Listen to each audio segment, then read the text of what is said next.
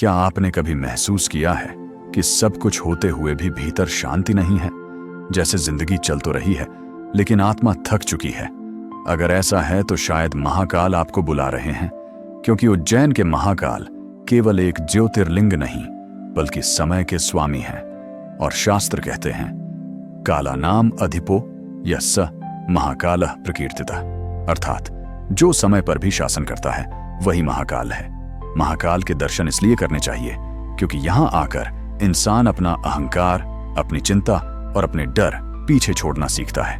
महाकाल के दर्शन उन्हें जरूर करने चाहिए जो बार बार टूटे हैं, जिन्हें जीवन ने हर मोड़ पर परखा है, जो बाहर से मुस्कुराते हैं लेकिन भीतर से खाली हैं, जो नकारात्मक सोच, भय और भविष्य की चिंता में फंसे हुए हैं। कहा जाता है, न कालो भक्षयत्येनम न मृत्युर्भीतिकारका, अर्थात जो महाकाल की शरण में होता है उसे न समय खाता है न मृत्यु डराती है।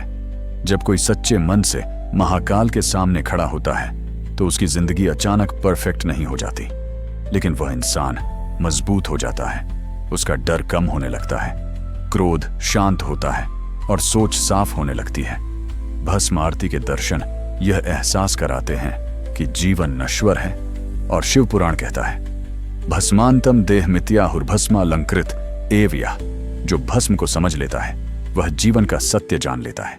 महाकाल मृत्यु का डर नहीं देते बल्कि भय से मुक्त होकर जीने की कला सिखाते हैं। अब सवाल यह नहीं है कि आप महाकाल के दर्शन कब करेंगे, सवाल यह है, क्या आपने महाकाल का बुलावा महसूस किया है? क्योंकि जब बुलावा आता है तो रास्ते अपने आप बन जाते हैं। हर हर महादेव बोलो। उज्जैन में स्थित महाकालेश्वर कोई साधारण मंदिर नहीं बल्कि एक स्वयंभू ज्योतिर्लिंग है, जिसे न किसी ने स्थापित किया और न ही बनाया गया। शास्त्रों के अनुसार महाकाल काल से भी पहले प्रकट हुए थे, इसलिए उन्हें कालों के भी काल कहा जाता है। यही कारण है कि महाकाल मंदिर को कभी पूरी तरह बंद नहीं किया जाता, क्योंकि मान्यता है कि अगर महाकाल की पूजा रुकी तो समय और सृष्टि का संतुलन बिगड़ सकता है। यहाँ दिन रात निरंतर आराधना होती है और इसी मंदिर में होने वाली भस्म आरती दुनिया में अद्वितीय है, जहाँ भगवान को भस्म अर्पित कर यह याद दिलाया जाता है कि शरीर नश्वर है लेकिन सत्य और आत्मा अमर है।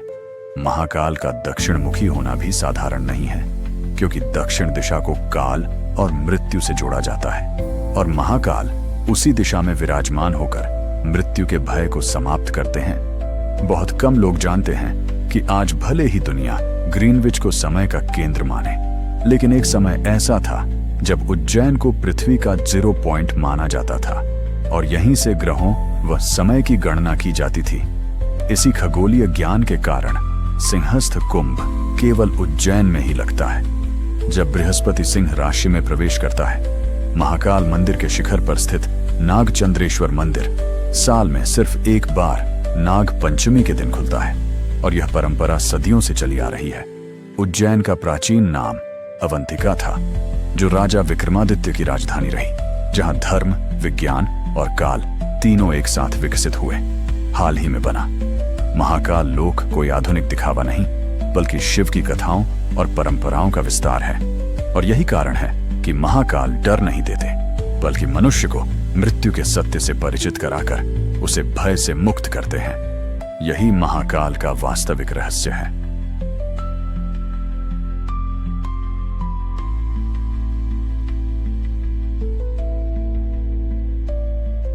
आज पूरी दुनिया समय देखने के लिए ग्रीनविच को मानती है, लेकिन क्या आप जानते हैं कि एक समय ऐसा भी था जब पूरी पृथ्वी का समय उज्जैन से मापा जाता था। प्राचीन भारत के खगोल शास्त्रियों ने गणना की थी कि पृथ्वी का मध्य बिंदु अवंतिका यानी आज का उज्जैन है। इसी कारण यहां से सूर्य, चंद्रमा और ग्रहों की स्थिति की सटीक गणना की जाती थी। सम्राट विक्रमादित्य के काल में उज्जैन केवल धार्मिक नहीं बल्कि खगोल विज्ञान का सबसे बड़ा केंद्र था, जहां से पंचांग बनाए जाते थे और समय तय होता था। यही कारण है कि महाकाल को केवल देवता नहीं बल्कि समय के स्वामी कहा गया, क्योंकि जहां से समय चलता है वहीं महाकाल विराजमान है। आज भले ही दुनिया ने मानक बदल लिया हो, लेकिन शास्त्रों में उज्जैन अब भी काल की राजधानी माना जाता है। इसलिए कहते हैं जहां महाकाल है वहीं समय झुक जाता है। उज्जैन के महाकालेश्वर मंदिर के शिखर पर स्थित नागचंद्रेश्वर मंदिर एक ऐसा रहस्य है जिसे साल में केवल एक ही दिन नाग पंचमी के अवसर पर खोला जाता है। इस मंदिर में भगवान शिव और माता पार्वती नागों के आसन पर विराजमान दिखाई देते हैं, जो सामान्य शिवालयों से इसे अलग बनाता है। मान्यता है कि यह स्थान तांत्रिक और खगोलीय ऊर्जा से जुड़ा हुआ है, इसलिए यहां रोजाना दर्शन की अनुमति नहीं दी जाती। सदियों से चली आ रही परंपरा के अनुसार नाग पंचमी के दिन ही इस मंदिर के पट खुलते हैं और उसी दिन श्रद्धालु दर्शन कर पाते हैं। बाकी समय यह मंदिर पूर्णतः बंद रहता है। कहा जाता है कि इस स्थान की स्थापना राजा भोज के समय हुई थी और तब से यह नियम बिना टूटे निभाया जा रहा है। वैज्ञानिक दृष्टि से देखें तो यह भी माना जाता है कि शिखर के ऊपर स्थित होने के कारण वहां निरंतर मानवीय हस्तक्षेप से संरचना और मूर्तियों को नुकसान हो सकता है, इसलिए सीमित दर्शन की परंपरा बनाई गई। आस्था और अनुशासन के इस अद्भुत संगम में यही संदेश छिपा है कि कुछ रहस्य हर दिन खोलने के लिए नहीं होते, कुछ रहस्य सिर्फ आस्था के दिन ही प्रकट होते हैं। इसलिए नागचंद्रेश्वर केवल एक मंदिर नहीं, महाकाल का सुरक्षित रखा गया रहस्य है।